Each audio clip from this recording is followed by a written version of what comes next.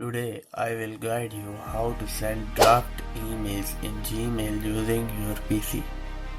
First, I opened Google Chrome from my desktop.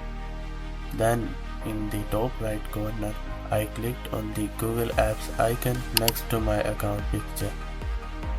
From the drop-down menu, I clicked on Gmail. My Gmail interface opened successfully. Next, on the left side panel, I clicked on Drafts. Here, I could see all the emails that were saved as drafts. Draft email are messages that you started writing but did not send yet.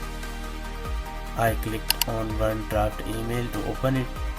Inside the email, the receiver's address, subject and message were already written. It just was not sent. To send it, I simply clicked the send button, and within seconds my draft email was sent successfully.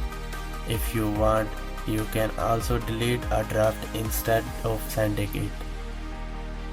Just open the draft and click the delete icon. And that's it.